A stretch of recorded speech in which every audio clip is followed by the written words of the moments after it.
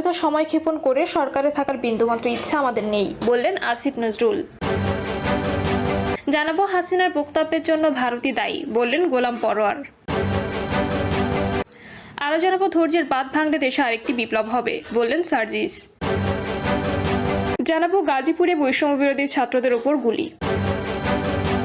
এবং সর্বশেষ জানাবো গাজীপুর সদর থানার ওসিকে বরখাস্তের ঘোষণা, গ্রেপ্তার 16। শুনছিলেন সংবাদ শিরোনাম, এবারে বিস্তারিত।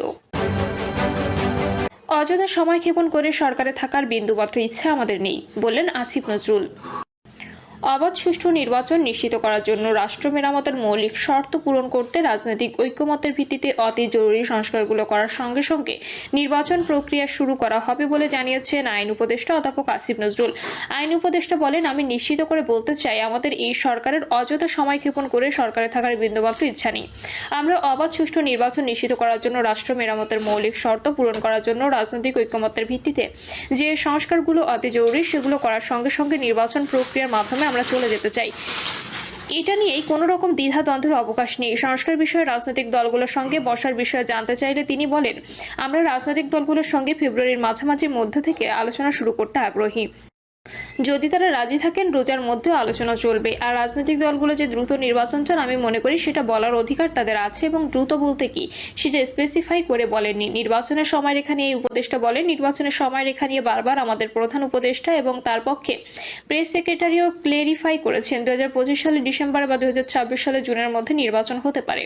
আবার বর্ষার কথা বিবেচনা করে 2026 সালে সেটা এগিয়ে এপ্রিল বা মার্চে হতে পারে। আশু করণীয় কাজগুলো করতে কত সময় লাগতে পারে জানতে চাইলে আসিফ নজরুল বলেন, 6 মাসের মতো সময় লাগতে পারে। আবার কিছু সংস্কার 1 মাসে হয়ে যাবে। সরকারের সহনশীলতা, অবাধ মত প্রকাশের পরিবেশ ও গণতান্ত্রিক চর্চার ক্ষেত্রে সরকারের অসীম শ্রদ্ধাবোধের কারণে স্বৈরাচার মাথাচাড়া দেওয়ার সুযোগ পাচ্ছে বলে এক প্রশ্নের জবাবে বলেছেন আইন উপদেষ্টা। হাসিনার বক্তব্যের জন্য ভারতই দায়ী, বললেন গোলাম পরোয়ার। বাংলাদেশ জামায়াতে ইসলামী সেক্রেটারি জেনারেল অধ্যাপক মিয়া গোলাম পরোয়ার বলেছেন, খুনি হাসিনা ভারত থেকে উস্কানি দিচ্ছেন। উনি দেশে আসবেন বলেছেন, এখানকার আওয়ামী লীগের দোসরা বলছে আপা আসেন, কুমিল্লা সীমান্ত দিয়ে আসবেন বলছেন। ভারতের বিজেপি সরকারকে অভিযুক্ত করে তিনি বলেন, ভারতের বিজেপি সরকারের মন্ত্রীরা উস্কানিমূলক বক্তব্য দিয়েছেন। বাংলাদেশের ফ্যাসিবাদের মাস্টারমাইন্ড খুনি হাসিনা, যার বিরুদ্ধে আদালত থেকে ওয়ারেন্ট রয়েছে, তার বিরুদ্ধে 2 শতাধিক মামলা রয়েছে।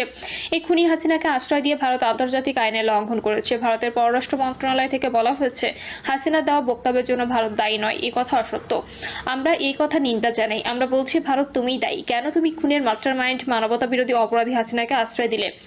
পররাষ্ট্র মন্ত্রণালয়ের বক্তব্যের সঙ্গে ভারতের রাষ্ট্রনীতির কোনো মিল নেই। ভারত একটি বিশ্বের বৃহৎ গণতান্ত্রিক দেশ। সেখানে সাম্প্রদায়িক প্রতিক্রিয়াশীল বিজেপি সরকার এসব করছে।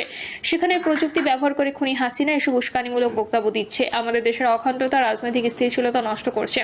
তিনি আরো বলেন, বিক্ষুব্ধ ছাত্র সমাজ হয়তো গণবিস্ফোরণের খুনের জায়গা থেকে তাদের বহিঃপ্রকাশ ঘটিয়েছে।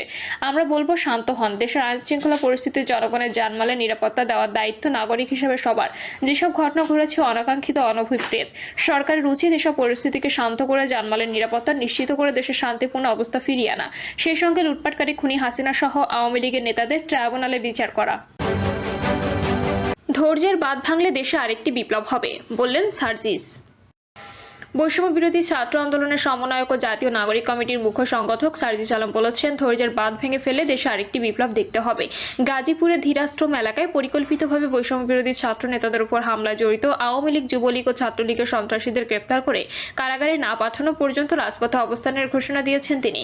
সার্জিস আলম বলেন, খুনি হাসিনার আওয়ামী লীগ, যুবলীগ ও ছাত্রলীগের সন্ত্রাসীরা এখনো গাজীপুরে ঘুরে বেড়াচ্ছে। এই সন্ত্রাসীরা এখনো সোশ্যাল মিডিয়ায় আমাদের যোদ্ধাদের হুমকি দিচ্ছে। অন্তর্বর্তীকালীন সরকার, স্বরাষ্ট্র মন্ত্রণালয়, পুলিশ, ইন্টেলিজেন্স যদি আজকে রাতের মধ্যে হামলায় জড়িত খুনি সন্ত্রাসীদের গ্রেপ্তার করতে না পারে, তাহলে আমাদেরকে তাদের বিপক্ষে দাঁড়িয়ে যেতে হবে। এদিকে গাজীপুরের পুলিশ কমিশনার নাজমুল করিম খান সমাবেশে উপস্থিত হয়ে ছাত্র জনতার উপর হামলার ঘটনায় 16 জনকে গ্রেপ্তার করা হয়েছে বলে জানান এবং জড়িত অন্যদের দ্রুত গ্রেপ্তারের আশ্বাস দিলে সমাবেশ শেষ করে অবরোধ প্রত্যাহার করা হয়। গাজীপুরে বৈষম্য বিরোধী ছাত্রদের উপর গুলি। গাজীপুর জেলা প্রশাসক কার্যালয়ের সামনে বৈষম্য বিরোধী ছাত্র আন্দোলনের নেতাকর্মীদের লক্ষ্য করে গুলি চালিয়েছে দুর্বৃত্তরা। সন্ধ্যা 6:30টার দিকে দুই যুবক মোটরসাইকেল যোগে এসে বৈষম্য বিরোধী ছাত্র আন্দোলনের নেতাকর্মীদের লক্ষ্য করে গুলি করে দ্রুত সটকে পড়েন। গুলিতে মোবাশ্বের নামে বৈষম্য বিরোধী ছাত্র আন্দোলনের গাজীপুর জেলা শাখার এক কর্মী আহত হয়েছেন বলে জানিয়েছেন সংগঠনের জেলা শাখা যুগ্ম আহ্বায়ক শামিউল আলম নাবিল।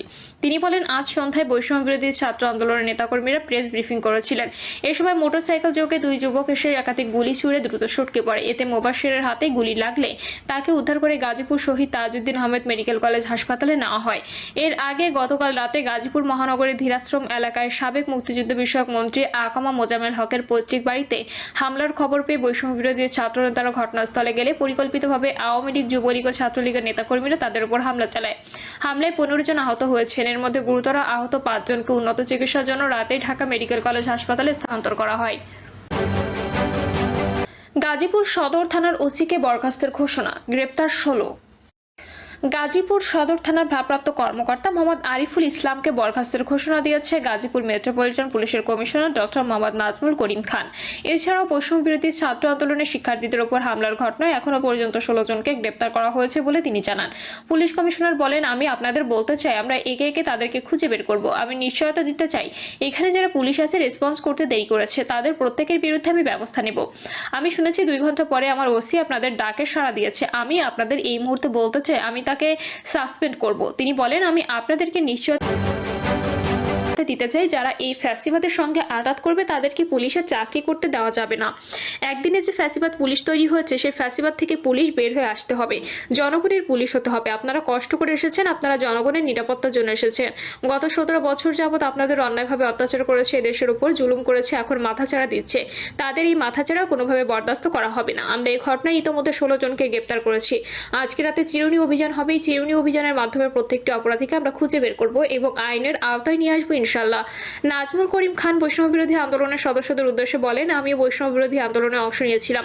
ফ্যাসিবাদী আন্দোলনের সময় আমাকে ফোর্স রিটায়ারমেন্ট পাঠানো হয়েছিল। আন্দোলনের পর আমি আবার পুলিশ কমিশনার হয়ে ফিরে এসেছি। এর আগে গতকাল রাতে গাজীপুর মহানগরীর ধীরাশ্রম এলাকায় সাবেক মুক্তিযুদ্ধ বিষয়ক মন্ত্রী আকামা মোজাম্মেল হকের পৈতৃক বাড়িতে হামলার খবর পেয়ে বৈষম্য বিরোধী ছাত্র নেতারা ঘটনাস্থলে গেলে পরিকল্পিতভাবে আওয়ামী লীগ, যুবলীগ ও ছাত্রলীগের নেতাকর্মীরা তাদের উপর হামলা চালায়। হামলায় 15 জন আহত হয়েছেন। এর মধ্যে গুরুতর আহত 5 জনকে উন্নত চিকিৎসার জন্য রাতেই ঢাকা মেডিকেল কলেজ হাসপাতালে স্থানান্তর করা হয়। এই হামলার প্রতিবাদে রাতে গাজীপুর মহানগরে বিক্ষোভ সমাবেশ করেন বৈষম্য বিরোধী ছাত্র আন্দোলনের নেতারা। পরে আজ দুপুরে শহরের রাজবাড়ী সড়কে হামলাকারীদের দ্রুত গ্রেপ্তারের দাবিতে বিক্ষোভ সমাবেশ করা হয়। প্রিয় দর্শক, এই ছিল এখনকার সর্বশেষ সংবাদ। আপডেট সব সংবাদ পেতে চ্যানেলটি সাবস্ক্রাইব করে বেল আইকনটি ক্লিক করে রাখুন।